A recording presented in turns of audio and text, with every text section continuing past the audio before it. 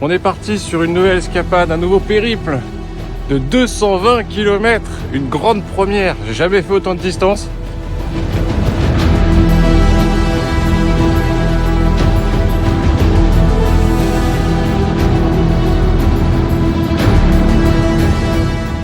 La barricade, sentier Qatar fermé. Même avec des maladies chroniques graves comme le mien, on peut faire de belles choses.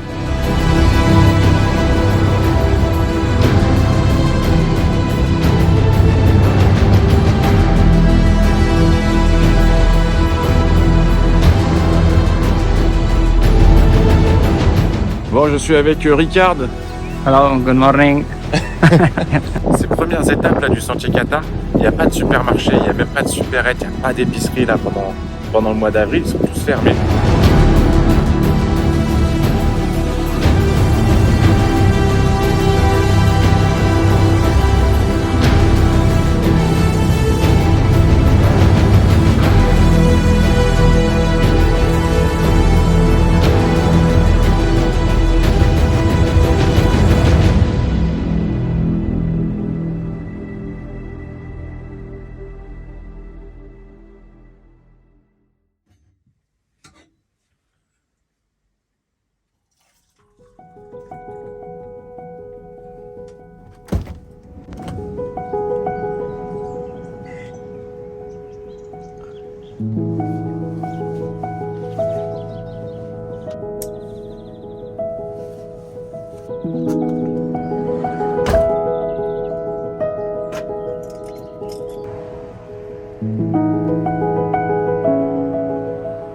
Bon matin à toi, on est parti sur une nouvelle escapade, un nouveau périple de 220 km, une grande première. J'ai jamais fait autant de distance. Je vais essayer de les faire en 12 jours. Là j'ai un sac qui est chargé à peu près 17 kg. Dans les débuts c'est là où c'est le plus lourd, après ça va s'alléger petit à petit. Comme tu peux voir, j'ai réinvesti dans des chaussures. Je me suis remis des semelles orthopédiques aussi, parce que en plus d'avoir un diabète de type 1, j'ai les pieds plats. Le point le plus haut sera à 1400 mètres. Là, le début de la balade commence sur les hauteurs et j'arrive à la mer Méditerranée, dans la réserve naturelle narbonnaise, dans la ville de Port-la-Nouvelle. Bon, en tout cas, j'espère qu'on va prendre un maximum de plaisir.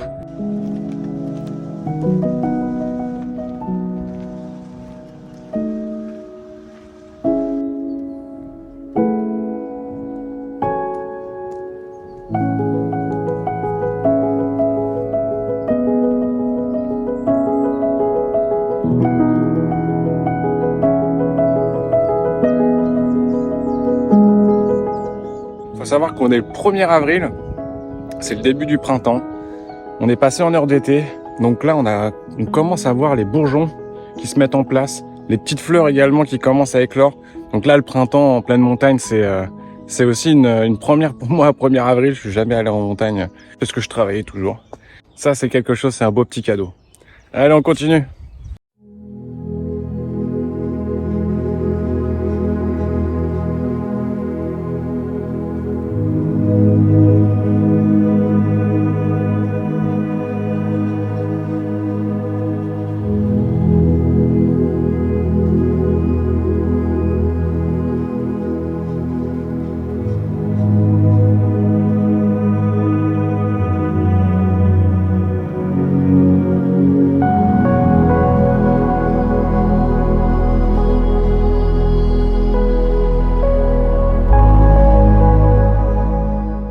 Ben voilà, la barricade, sentier Qatar fermé.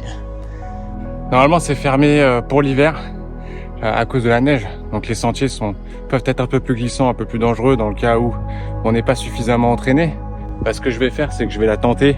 Et puis si jamais je suis face à un sentier dangereux ou un passage qui peut être trop compliqué par rapport à mon chargement, je ferai demi-tour, c'est pas grave.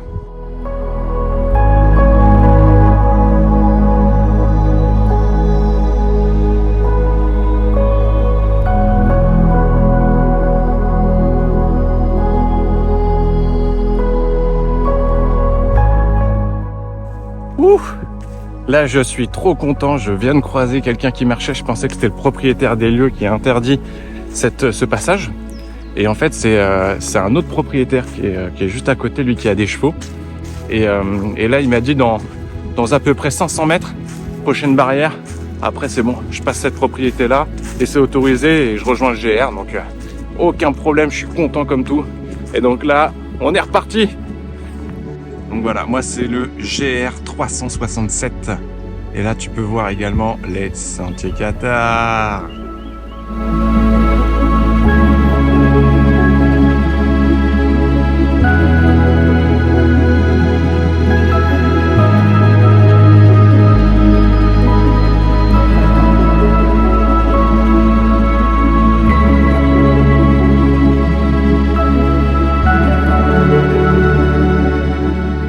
C'est clair que je devrais les filmer ces moments-là quand je croise des gens, quand je leur parle. Là, j'ai encore croisé un cycliste. Puis je lui ai expliqué aussi un petit peu mon objectif, mon épopée, de montrer que même avec des maladies chroniques graves comme le mien, comme le diabète de type 1, voire même ceux qui n'ont pas de maladie, on peut faire de belles choses. On peut se dépasser physiquement, on peut aussi, et ça peut être vraiment bénéfique pour nous, dans la tête et dans le corps.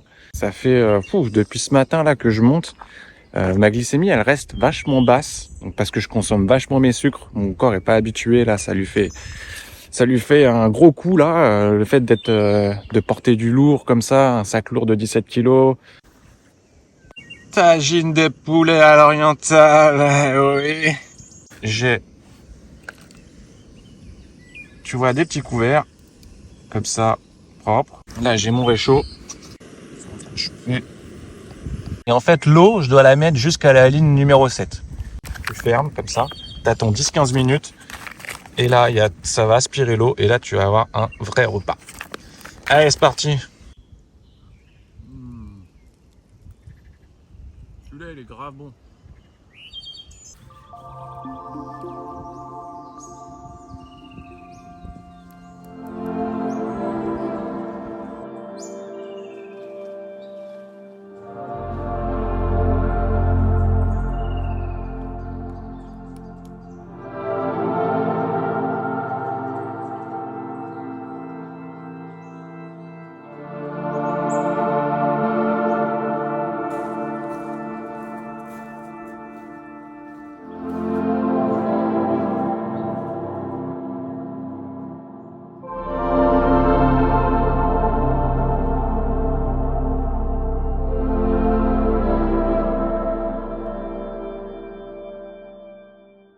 Je me suis habillé pour la pluie et au moment où je le mets, je voyais le truc était menaçant et tout.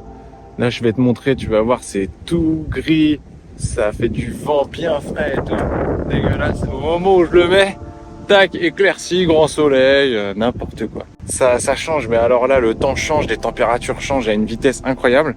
Donc, il faut toujours avoir du matos au cas où. C'est pour ça que les randonnées dans le début du printemps, généralement, on est un petit peu plus chargé qu'en été. Peut-être que la pluie peut revenir là d'ici 1 heure ou 2. Plus de peur que de mal.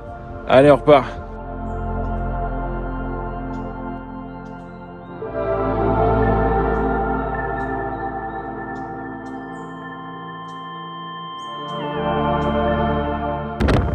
Je suis arrivé à Rock Fixed, c'est la première étape. Première étape, je vais essayer de me trouver de quoi dormir parce que je vais pas pouvoir bivouaquer là, il fait un temps. Il y a beaucoup de vent. Je vais essayer de trouver un gîte ou de quoi dormir. Tu vois, bam.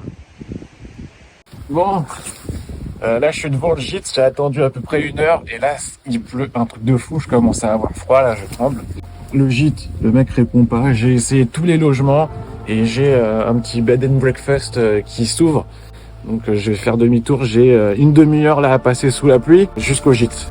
Allez, c'est parti. Je suis bien arrivé au gîte, j'ai pu prendre une douche chaude, je me les caillais, mais tellement.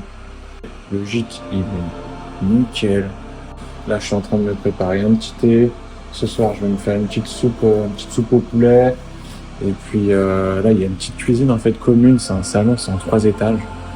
Franchement, c'est un gros délire avec une vue incroyable. Bon, bah, je te dis à demain. Allez, ciao.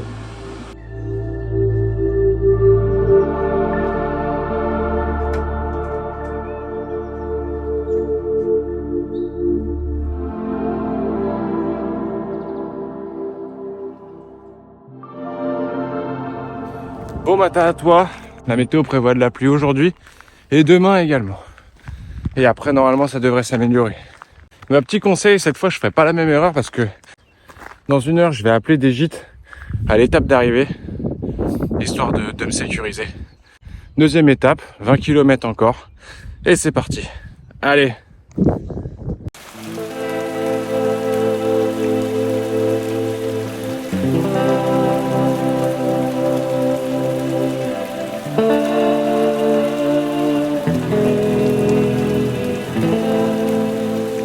Il pleut énormément, le sol il est tout gadouilleux, j'ai les chaussures mais remplies de boue, regarde-moi ça, j'ai jamais vu des chaussures aussi lourdes.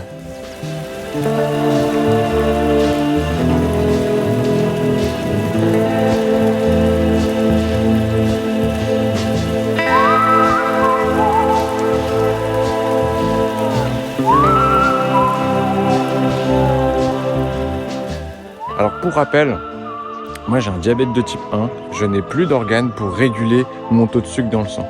Donc là, il s'avère que je suis un peu bas, je manque un peu de sucre dans le sang, en tout cas je suis à 86. Alors là normalement tu vois il y a une plage plutôt bleu foncé, je dois toujours rester dans cette plage, pas être en dessous. Si je suis en dessous, je suis en hypoglycémie, je suis en manque de sucre dans le sang.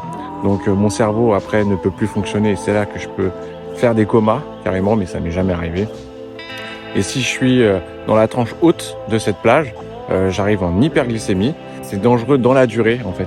Je peux rester quelques heures comme ça, mais toute une journée comme ça commence à être un peu dangereux pour le corps parce que ça abîme tous mes vaisseaux.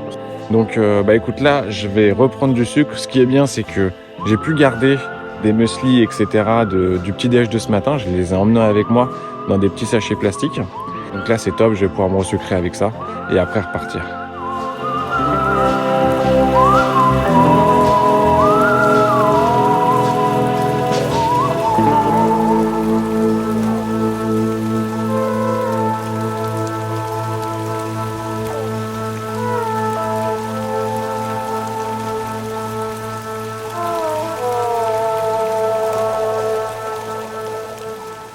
C'est la première fois que je fais une randonnée où il pleut autant et que il y a autant de gadou. Là, je peux pas le montrer à la vidéo, ça se verra pas, mais c'est quand même technique parce que en fait, tout est caché par les feuilles. Donc tu te tapes des trucs, j'ai glissé au moins 5 fois. Bah ce midi, je vais pas pouvoir sortir le réchaud, donc je vais pas pouvoir manger. Enfin, là, t'as là des petits rochers là, hyper glissants. Et en fait, quand tu marches, tu te fais concentrer à mort parce que si tu glisses, t'es dans la merde.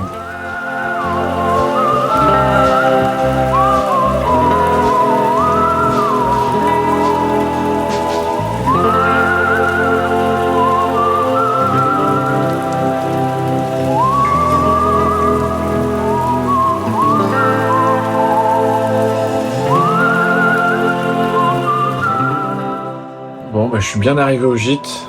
J'en ai profité pour prendre une douche, faire sécher tous mes vêtements. Mes vêtements ils étaient détrempés. L'autre qui s'appelle Janosch et qui est norvégien et qui a retapé en fait cette bâtisse qui était complètement en ruine. C'est le seul dans le village qui a pu m'accueillir et puis en plus super adorable. Il est parti me chercher une pizza. J'ai pu manger une belle pizza. Il a mis des petites bougies. De la musique à côté de la cheminée, enfin. Ça me fait plaisir de faire vivre ces personnes-là. C'est des personnes qui sont méritantes. Et puis demain, c'est reparti jusqu'à la ville de Commu. J'en ai aussi pour une 20aine de kilomètres à peu près environ. Et demain, il va pleuvoir autant qu'aujourd'hui. On est le 1er avril, on arrive au printemps, mais c'est un peu des températures d'hiver quand même. Demain, lever 8 heures et on est reparti. Allez, à demain.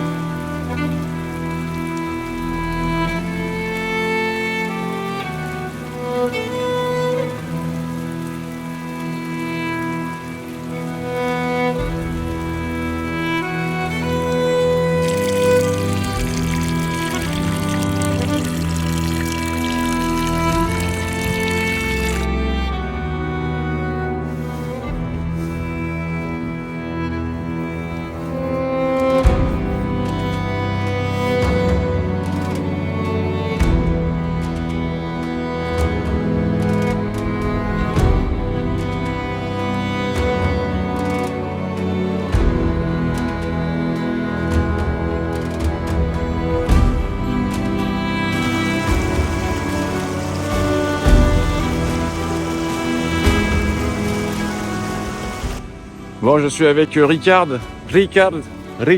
en catalan, qui fait aussi le chemin Qatar et je l'ai rencontré hier. Hello, good morning. Donc Ricard, il est très courageux parce que lui, il dort en tente, dehors, tout seul, malgré la pluie. Je tenais à montrer aussi des gens courageux comme lui, qui font aussi la marche à la dure comme ça. Je le croise là de temps à autre dans la journée. Hier, je l'ai croisé, je le croise aujourd'hui. Et ça, c'est le truc que j'aime bien. Donc là, on se fait une petite pause tranquille et après on repart.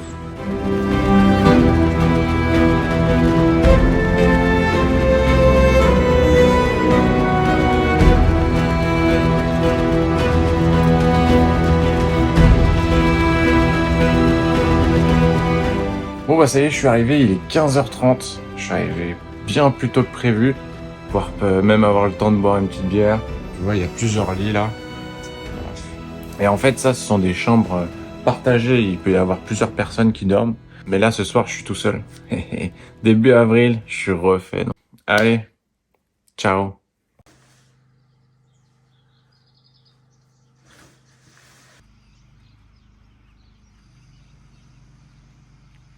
Bon matin à toi.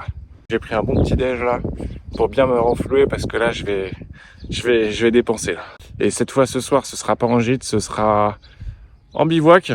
Il prévoit des températures éventuellement négatives la nuit. Donc ça va être une grande première pour moi. J'espère que je vais pas me les cailler, putain. Je me suis bien rempli en eau. Donc là maintenant, il n'y a plus qu'à vivre l'aventure à la sauvage. C'est reparti, allez.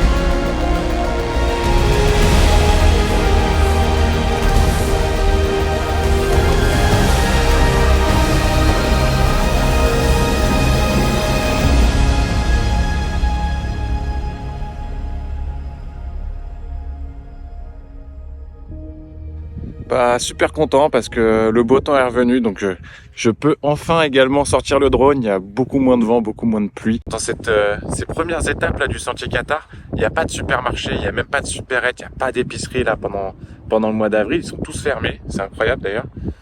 Pas évident, il y avait que les gîtes qui étaient ouverts. Et moi je profitais du petit déj du matin pour récupérer des fruits, des gâteaux, du pain, etc. J'ai des petits sacs en plastique là. Du coup, ça me permet de pas trop utiliser mes vivres au cas où je retrouve pas d'épicerie ou de supérette avant je sais pas combien de jours. Là, c'est le 4e jour et je commence à bien adapter les doses d'insuline qu'il me faut en fonction de l'effort. Mais le plus important, c'était de pas faire trop d'hypoglycémie, parce que il n'y a pas beaucoup d'épiceries où je peux retrouver du sucre. Il y a que les gîtes, et les gîtes, je peux récupérer que ce qu'il y a le petit déj le matin. Donc je suis un peu limité aussi en sucre. L'effet que ça fait sur le corps quand tu commences à marcher comme ça entre 15 et 20 km par jour avec une charge, c'est que je consomme beaucoup plus vite les sucres. J'ai utilisé la moitié de mes réserves de sucre le premier jour, dès le premier jour. Ça a été une petite source de stress. Je me suis dit, oh là là, va falloir que je réadapte tout ça. Et puis j'ai pu me réadapter sur le deuxième, troisième, et puis là, quatrième jour, ça va. Donc faut que je continue comme ça. Allez, je te dis à toutes, ciao.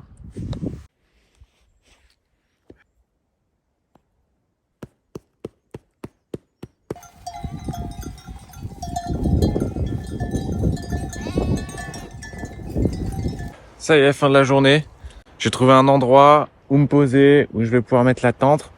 Là, il y a beaucoup de vent, je cherchais un endroit à l'abri du vent. Donc là, je suis au bord d'une haie, en fait, dans un début de forêt, quoi. Petite technique contre l'humidité, enfin, contre les sols mouillés ou très très froids. Tu vois, de mettre une couverture de survie, ça peut déjà être un bon petit plus. Tu vois, ce que je fais, c'est que je mets le petit truc imperméable et je le mets face, voilà, face sol.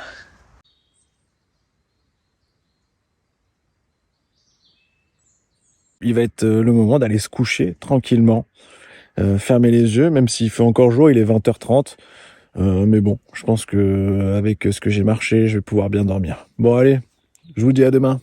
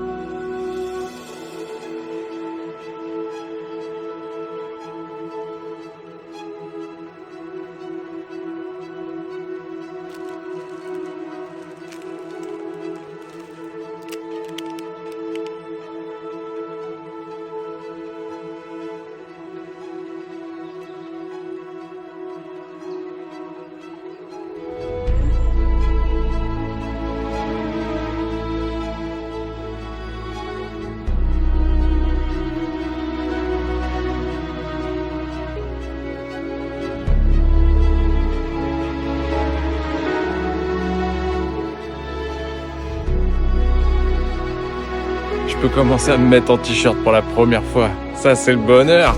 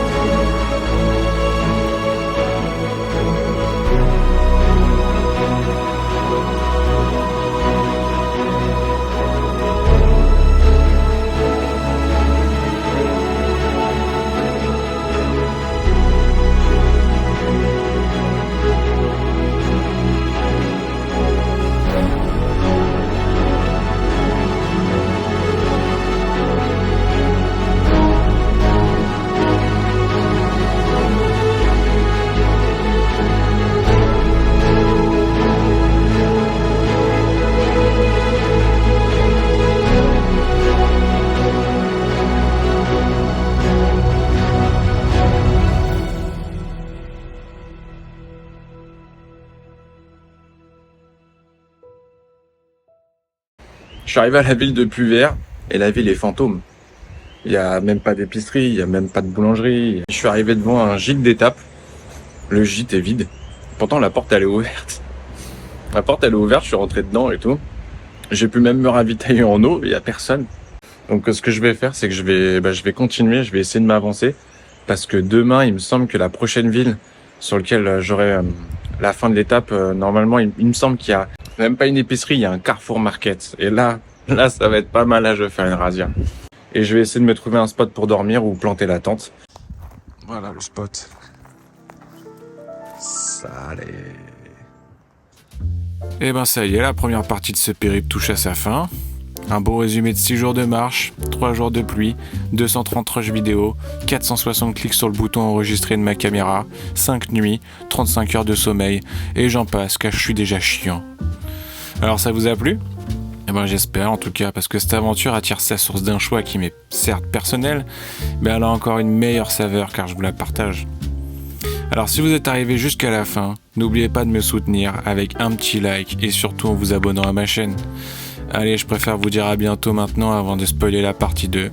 Le Pedroga vous envoie la force. Allez, ciao.